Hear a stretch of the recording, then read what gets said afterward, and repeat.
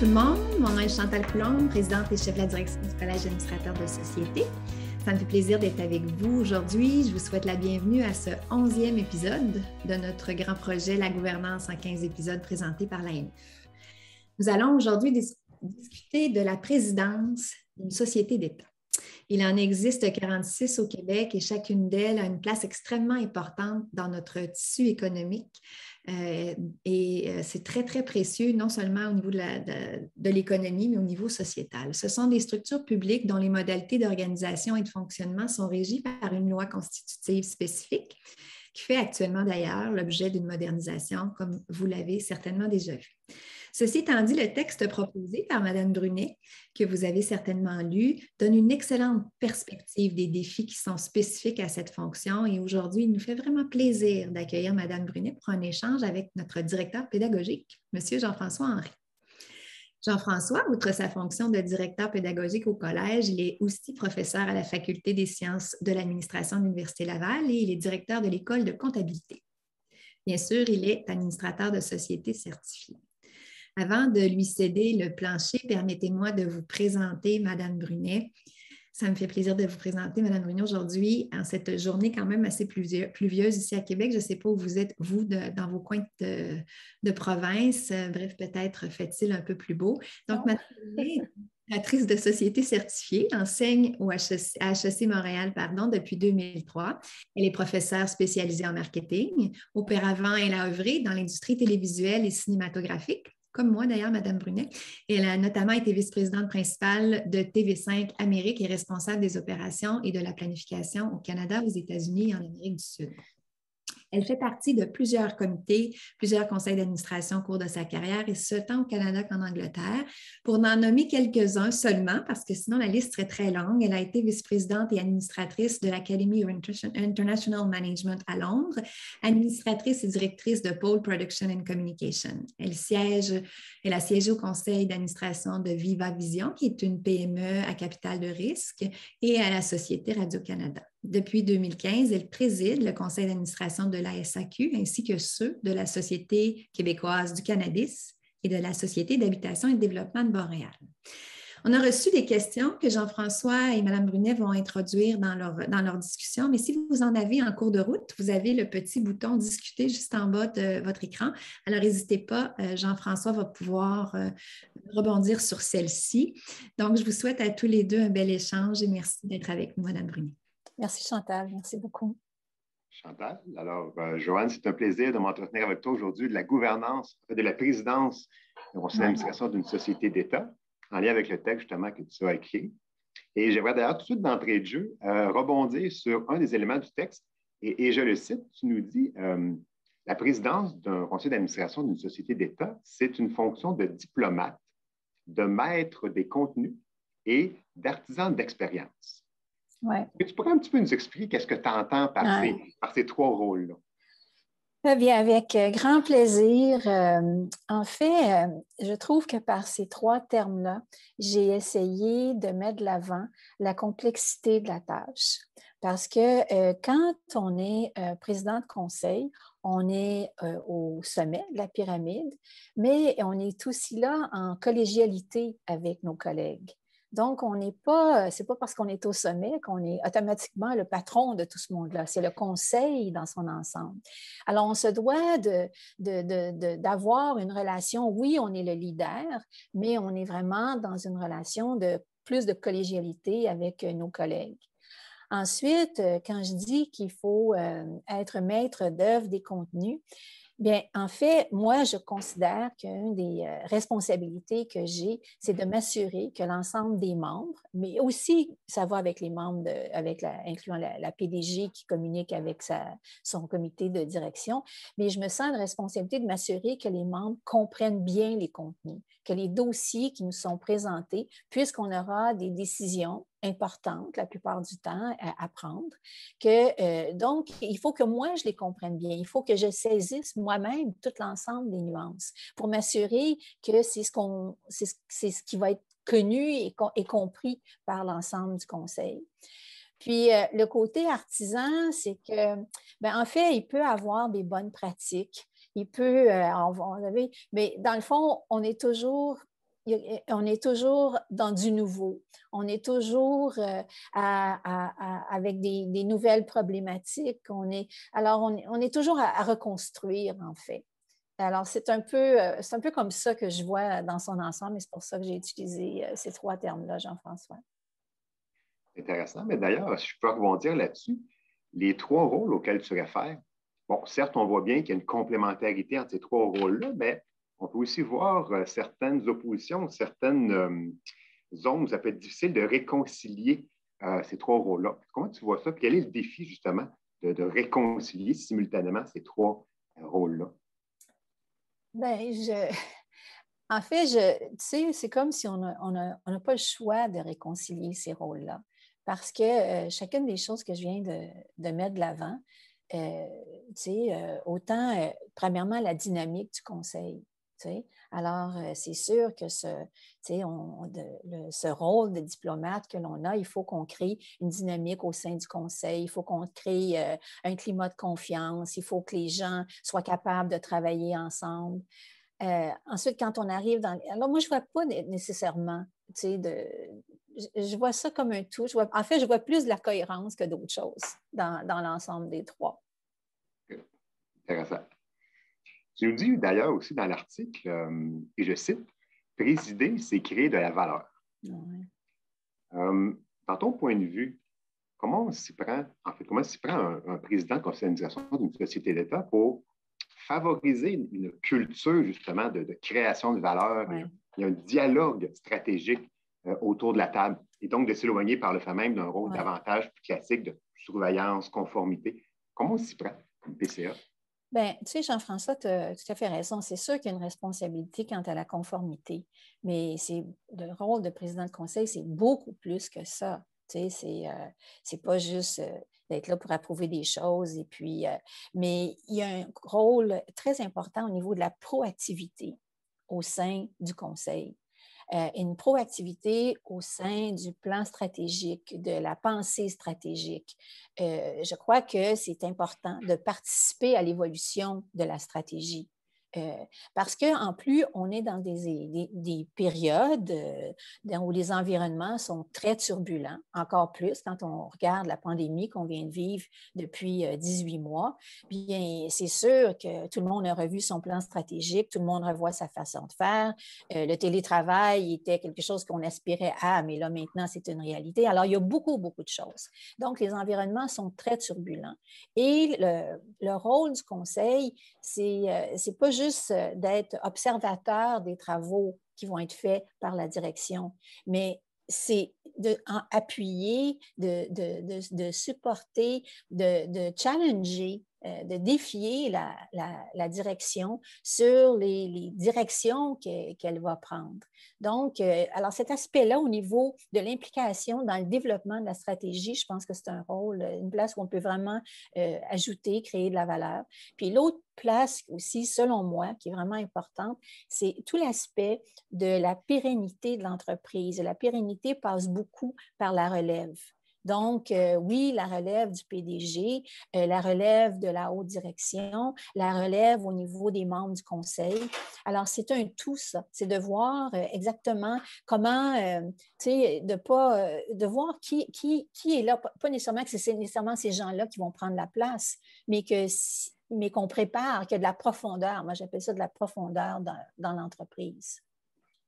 Le rôle du PCA, justement, dans ce climat-là, dans cette orientation-là qu'on veut donner pour s'assurer que le conseil se rende dans cette zone-là, comment tu le vois? Le rôle du PCA pour se rendre là, bien, tu sais, il faut avoir la vision. C'est ça qu'il faut bien comprendre au départ, là, et surtout pour une société d'État, il faut vraiment comprendre la mission que l'on a. Okay? Parce qu'elles sont diverses à travers les 46 sociétés d'État, les missions sont très diverses. Donc, il faut comprendre la mission. Il faut aussi très bien comprendre les attentes de l'actionnaire. Okay? Alors, une fois qu'on a bien compris ça, là, on peut jouer notre vrai rôle de leader face à ça. Et d'amener les membres autour de la table dans cette réflexion-là, de s'assurer qu'on crée, moi je crois beaucoup à ce climat de confiance, que les gens vont venir participer. Il faut que parce qu'il n'y a pas juste le PCA qui a cette responsabilité-là, mais tout le monde autour de la table est responsable de la mission, est responsable d'atteindre les objectifs que l'on a, de comprendre l'environnement. Et donc, il faut qu'ils arrivent eux-mêmes très près. Donc, il faut les motiver, il faut qu'ils comprennent leur rôle. Parce que c'est petit les conseils, hein? La médiane au Canada, c'est 10 membres. Alors, tu sais, donc c'est souvent 12, 13 personnes, ce qui est vraiment pas nombreux pour arriver à ces fins-là. Et en plus, un des défis qu'on a, Jean-François, comme tu sais très bien, c'est que nous, on n'est pas là tout le temps. On est là 5 fois, 6 fois, 7 fois par année, ça dépend des conseils. Alors, à chaque fois, il faut se replonger dans cet univers-là et se rappeler des enjeux. Donc, ça demande, il faut arriver très près. Vous savez, on ne peut pas, faut avoir lu, faut rester au courant de qu'est-ce qui se passe dans cette industrie-là ou dans ce domaine-là. Effectivement. D'ailleurs, tu viens de mentionner la responsabilité partagée entre justement le PCA et les membres du conseil dans cette culture de création de valeur. Ouais. Et je rebondis sur une question qu'on a justement d'un participant qui nous demande, d'après ce que tu as pu observer, toi, quels sont les comportements concrets des administrateurs qui vont favoriser justement cette perspective-là de création de valeur? Ah ouais. Ou à l'inverse, qu'est-ce qui peut nuire dans le rôle lui-même de l'administrateur? Oui. Alors, pour favoriser ce climat-là, OK? Moi, je pense qu'il y a beaucoup de choses au départ il y a des conditions gagnantes que j'aimerais mettre de l'avant. Alors, moi, je crois beaucoup à la diversité. Okay? Donc, ça peut être une diversité culturelle, mais une diversité de pensée. Je ne crois pas que la force d'un conseil, c'est d'avoir du monde qui pense tous pareil. Alors, au départ, il y a cette diversité de pensée qui doit être là.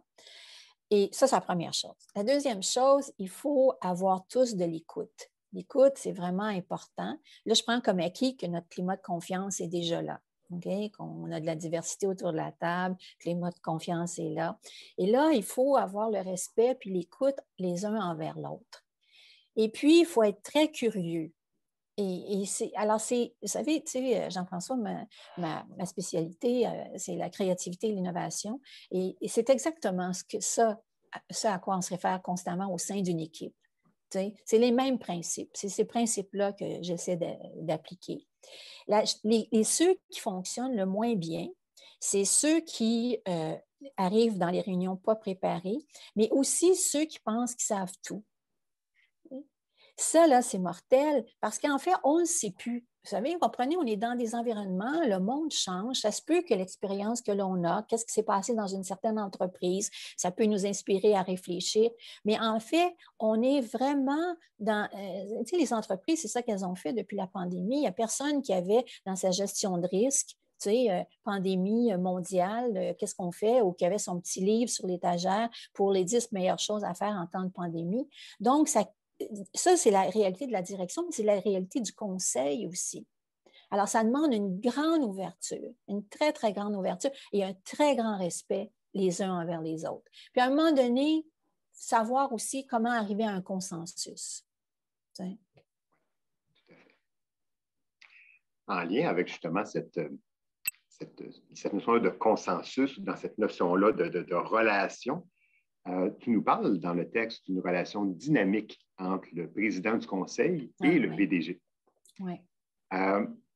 Parce que tu as pu observer ou expérimenter le PCA, comment il s'y prend justement pour maintenir cet équilibre entre, d'un côté, la confiance et aussi, par ailleurs, une notion de vigilance. Comment on fait pour équilibrer ça comme président de conseil d'administration? Oui. Bien, en fait, moi, j'ai eu la chance... en fait, mon expérience, c'est que j'ai toujours été avec des PDG qui ont aussi beaucoup de maturité. Alors, la chose, c'est que chacun d'entre nous, on doit comprendre notre rôle. Moi, je sais c'est quoi mon rôle comme PCA. J'ai aucun doute, je ne me prends pas pour un PDG et vice-versa. Je suis avec des PDG qui comprennent, eux, ce qu'ils doivent faire et puis quel est mon rôle, quel est le rôle du PCA. Ça, c'est vital. Et quand je me retrouve dans un nouvel environnement, soit que moi j'arrive ou qu'il y a un nouveau PDG qui arrive, la première chose que je fais, c'est qu'on parle de ça. On parle de cette clarté des rôles, parce que c'est clair. Pour moi, là, il n'y en a pas d'ambiguïté. Ça, c'est la première chose. La deuxième chose, il faut absolument qu'il y ait un climat de transparence entre les deux. Alors, c'est s'il y a un problème, de s'en parler, quand je finis les huis clos, par exemple, je vais la plupart du temps m'asseoir très rapidement avec le PDG, parler des sujets des huis clos. Souvent, les membres vont me demander de discuter de tel sujet avec les PDG que je vais faire. Donc, le PDG et le PCA, on est très d'union entre la direction et entre le conseil. Alors, on est là au centre. Il faut qu'on soit très près, mais il faut qu'il y ait une petite gêne. Il faut qu'il y ait une petite gêne qui soit là en même temps entre les deux. Parce que moi, tu sais, dans un cas, un est PCA, l'autre est PDG. Puis, il y a ce rapport qui doit être là.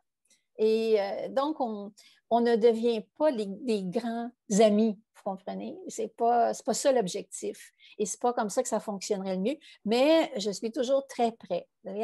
Moi, les PDG, on se parle, vous savez, souvent, ça va être au moins, pas au moins, mais environ une fois par semaine, le matin très tôt, ils vont m'envoyer un texto, ils vont dire, on peut-tu se parler? Puis, ils vont me parler des choses sur lesquelles ils travaillent. Puis là, on va discuter ensemble, peut-être que ça, on devrait l'amener maintenant au prochain conseil, ou est-ce qu'il faut qu'on fasse un conseil spécial? Alors, il y a vraiment cette dynamique-là. C'est un travail vraiment, moi, je dirais, là, puis je pense que si vous parliez aux différents PDG avec qui je travaille, il y a un travail d'équipe qui est là. Un vrai travail d'équipe avec tout le respect que ça comporte de part et d'autre dans cette tâche ou ce travail-là. Bien, c'est bien illustré. Proximité avec une petite gêne. Oui, avec une petite gêne. Il faut qu'il y ait une petite gêne qui soit là. Tu sais. Ouais. On ne va pas jouer au bowling. Peut-être. Tu as référé dans ta réponse précédente à la notion d'un nouvel environnement. Tu parlais d'un nouvel environnement. Et justement, il y a une des questions qui nous arrive d'un panéliste, pas d'un panéliste en fait, mais d'un participant, qui nous demande, en fait, qui te demande un nouveau président de conseil d'administration d'une société d'État qui entre en fonction. Comment il s'y prend pour bien remplir son rôle, justement, en commençant, s'il était déjà sur le conseil auparavant, mais aussi s'il venait arriver de l'extérieur. Dans les deux cas de figure, comment on voit l'arrivée d'un PCA en fonction? Bien, en fait, moi, j'ai connu les deux, tu sais. J'ai connu cette situation où j'étais déjà sur le conseil d'administration et puis on m'a demandé de devenir PCA. Et ça, bien, vous savez, c'est peut-être la situation dans un sens, vous savez, peut-être la situation la plus facile parce qu'on connaît l'organisation, on connaît les gens, on connaît les membres, on connaît les enjeux, on a une historique. Alors, ça, là, c'est très, très riche, très, très riche. De voir, d'arriver, de comprendre le passé, puis de comprendre aussi où est-ce qu'on s'en va. Mais au-delà de ça, si on arrive, puis on n'était pas sur le conseil, bien, il faut vraiment, moi, je vais vous dire, là, si on me demandait de faire ça, quand ça m'est arrivé, mais il faut vraiment faire ses devoirs. Je vous le dis, là, il faut prendre le temps de lire sur l'industrie, d'aller chercher les anciens procès-verbaux, et puis de lire ça, de regarder les anciens rapports annuels, de prendre le temps, avant même la première rencontre, de rencontrer tous les membres du conseil individuellement, rencontrer le PDG, c'est évident, mais d'arriver là, très, très, très près, de ne pas juste arriver à la première réunion comme si de rien n'était, puis là, on commence. Alors, tout ce travail en amont doit être fait pour qu'on soit fonctionnel dès le départ. Puis même, je vous dirais, pour un membre, c'est la même chose. Vous savez, on ne peut pas attendre un an avant que quelqu'un commence encore pire pour un PCA, vous savez, que ça prend un an avant que le PCA devienne fonctionnel. Mais d'aller voir aussi, de comprendre l'histoire. Vous savez, puis la plupart de nos sociétés d'État ont quand même beaucoup de vécu. Moi, je regarde à la SAQ, on a 100 ans. Vous savez, si on fait le tour je pense à l'Auto-Québec, bien là, je ne suis pas à l'Auto-Québec, mais je pense à l'Auto-Québec il y a 50 ans. Il y a une historique qui est là. Il y a eu des volontés. Puis aussi, quand on arrive comme nouveau PCA, c'est de s'assurer qu'on a un bon lien avec le ministre de tutelle de l'organisme pour bien comprendre c'est quoi les attentes. de l'actionnaire, du gouvernement. Ça, il faut comprendre ça. Que c'est dans leur plan stratégique à eux, où est-ce que nous, on fit. Et puis aussi, pour qu'il y ait une relation très ouverte, ça, c'est très important, une relation très ouverte pour qu'on puisse échanger. Okay? Parce que quand on va faire le plan stratégique, on puisse en discuter avec l'actionnaire, dire nous, on s'en va là, puis voir s'il y a une adéquation avec l'ensemble. Ça, c'est vraiment important. Je vous le dis, là, c'est de ne pas avoir une relation, ce genre de relation de confiance avec l'actionnaire, ça rend les choses très difficiles. Et dans le passage, justement, tu as dit, c'est un petit peu plus facile quand on siège déjà au conseil parce qu'on connaît l'environnement, on connaît les joueurs, on connaît tout ça. Ouais. Comment tu le vois, le passage, justement, d'être un administrateur avec le groupe, d'en venir à la tête, ce changement-là de statut? Alors, tu sais, quand on est membre du conseil, moi, j'appelle ça un peu, on est un backbencher. Tu sais, dans le fond, on est membre sur un conseil, on lit tous les documents, on s'en va à la réunion, puis on donne notre opinion. Puis c'est à peu près ça notre rôle, c'est ce qu'on nous demande. Après ça, on va nous demander d'être président de comité. Oups, là, tu sais, tout à coup, on est président d'un groupe de travail et là, on doit s'assurer qu'on comprend encore mieux les dossiers, puis qu'on va en profondeur parce que là, on a la responsabilité d'amener ces dossiers-là au conseil. Tu sais, et là, les autres vont nous faire confiance. On dit, voici ce qu'on recommande. Ils vont poser quelques questions, mais ils vont se fier à nous. Fait que ça, c'est une première marche. Puis moi, je pensais que quand on arrive président de conseil, bien, que c'était une marche à peu près équivalente. Mais non, la marche, elle est très, très haute. Tu sais. Elle est haute parce que tout à coup, il y a un niveau de responsabilité qui est large. Et là, le focus, là, il n'y a pas beaucoup de marge d'erreur. Parce que les enjeux peuvent être très importants. Vous savez, quand il y a des enjeux, une mission commerciale ou le dividende sert à, vous savez, ça va dans le fonds commun et aide le gouvernement à payer pour un ensemble de dépenses que le gouvernement a ou qu'il y a une mission face à la santé ou quelle que soit la mission que l'on a. Et là, on est porteur de ça. On est porteur de ça. C'est sûr qu'on fait ça avec le PDG, mais on est porteur de ça avec l'ensemble du conseil. Et là, il faut que ce soit clair. Tu sais, souvent, je veux dire, d'une façon familière, si tu veux, il n'y a pas de place il n'y a pas de niaisage à faire ici. Là, il faut vraiment. Alors, oui, la marche, elle est très, très haute, selon moi. À chaque fois, je l'ai vécu comme ça. D'ailleurs, je trouve ça intéressant ce que tu nous dis. Et si tu me permets, j'irais peut-être avec une petite question piège un petit peu, juste pour voir. Parce que je refais le lien, je reviens vers ton texte parce que tu nous dis la présidence d'un conseil d'une société d'État, c'est un art complexe. C'est le titre même de l'article, un art complexe. Et tu nous dis à un certain moment également, on gouverne comme on est. On gouverne comme on est. Avec ce que tu viens de nous dire, est-ce que tu dirais que la présidence d'un conseil d'administration d'une société d'État ou de façon générale, c'est quelque chose qui s'apprend ou c'est quelque chose qui demande des caractéristiques intrinsèques qui ne s'apprennent pas, justement? Oui, bien, en fait, ça me fait beaucoup réfléchir, tu sais, cette question-là, parce que moi, je pense que c'est un mélange. Alors, je vais t'expliquer. Je pense qu'il y a des bonnes pratiques. OK? Et je pense que grâce à des organismes comme le Collège des administrateurs, tout ce qui se passe au niveau des conseils, ça s'est tellement professionnalisé. Et il y a un partage de bonnes pratiques qui est là. Fait qu'on sait qu'on doit évaluer. Il y a plein de choses là, qu'on sait qu'on doit faire. Fait que tout ça, oui, ça s'apprend, c'est bien évident.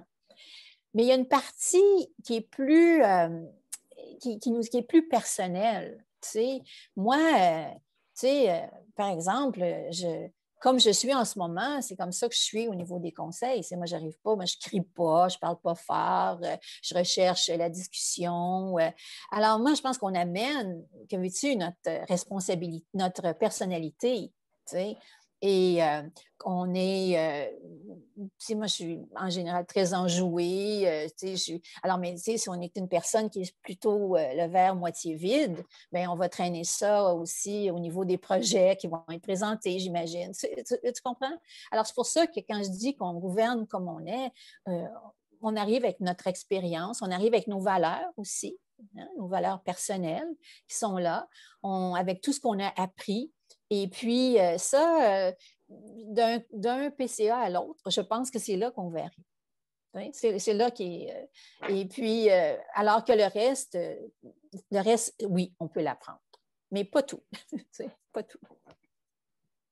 Merci, Joanne. J'aimerais ça qu'on ouvre un petit peu au-delà du texte et qu'on rebondisse sur un épisode précédent qu'on a eu chez nous, la gouvernance en 15 épisodes, où on a parlé notamment d'un équilibre fragile au conseil d'administration entre l'esprit d'équipe du conseil, mais en même temps, la dérive potentielle vers la pensée groupale. On a un épisode là-dessus.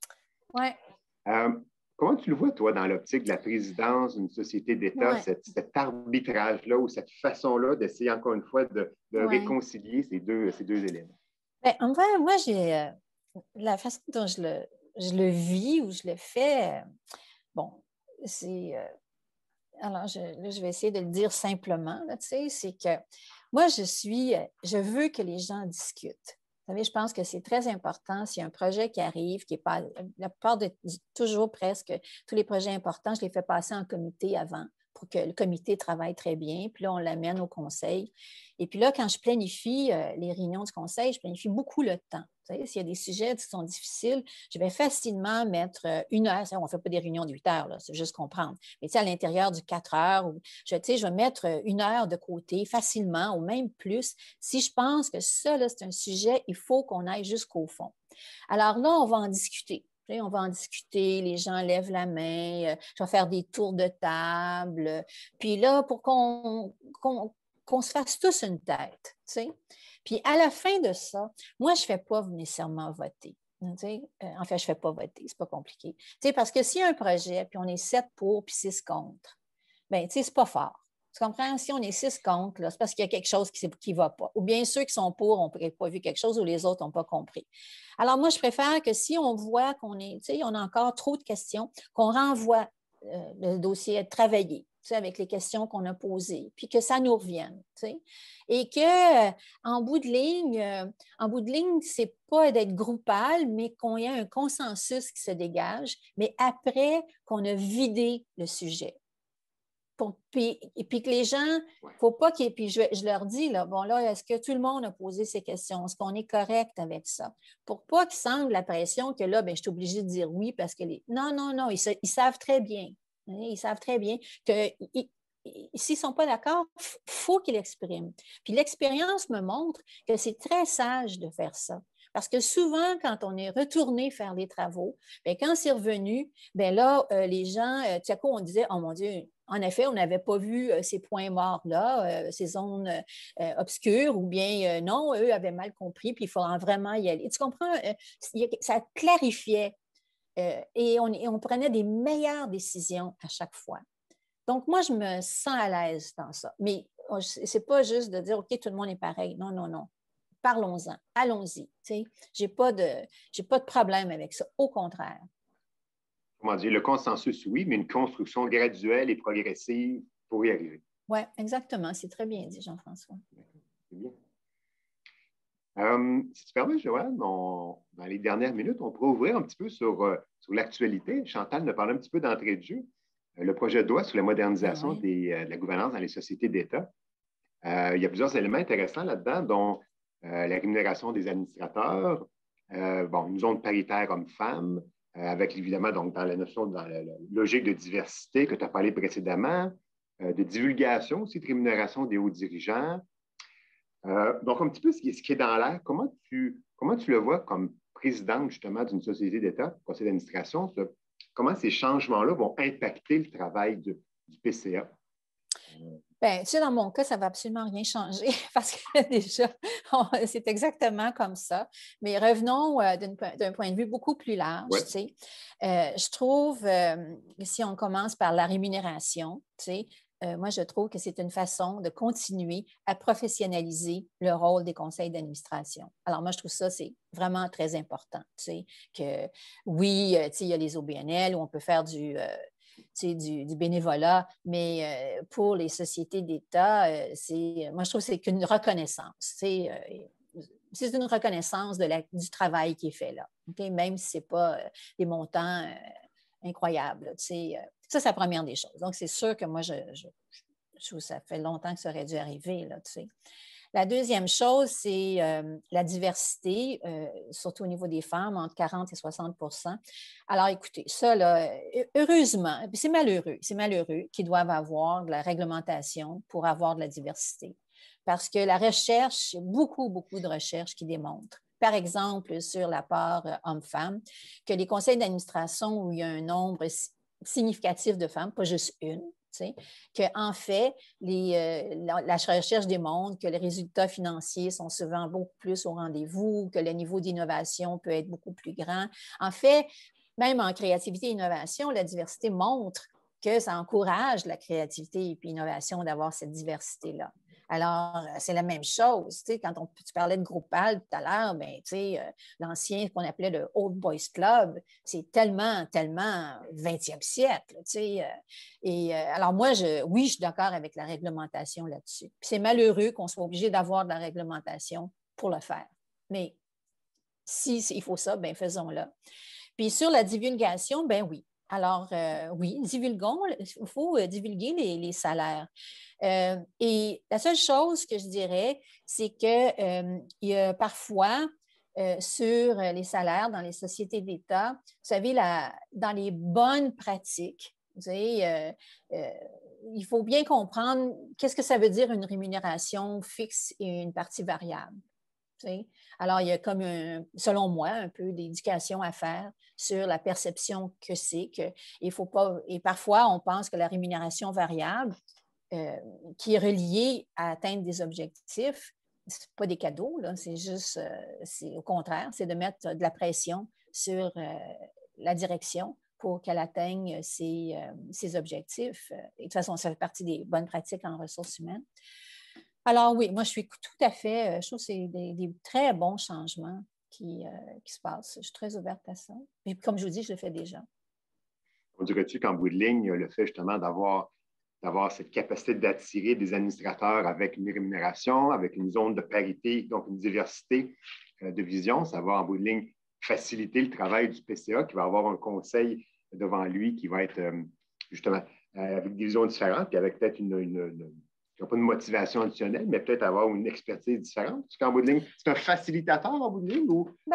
Oui, parce que je pense que, c'est pas des gros montants, là, tu comprends, les gens,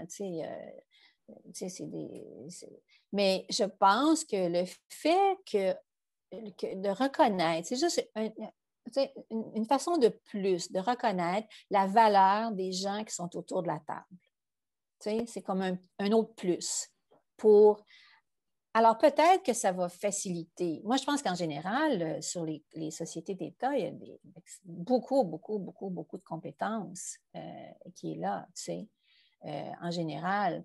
Mais je pense que c'est une reconnaissance. Moi, je le vois comme une reconnaissance, tout simplement, additionnelle. De contribuer à l'économie, contribuer au Québec, à son économie, à son effervescence, à sa culture, etc., etc. Joanne, c'est malheureusement tout le temps que nous avons. Ce fut un entretien fort agréable. Je te remercie pour ton temps, je te remercie pour tes réponses et le partage avec nous aujourd'hui sur donc, les enjeux reliés à la présidence d'un conseil d'administration d'une société. OK, mais c'est moi qui te remercie, Jean-François. Beaucoup. Merci beaucoup, Joanne. C'est un plaisir. OK, au revoir. Au revoir à tous qui nous regardent.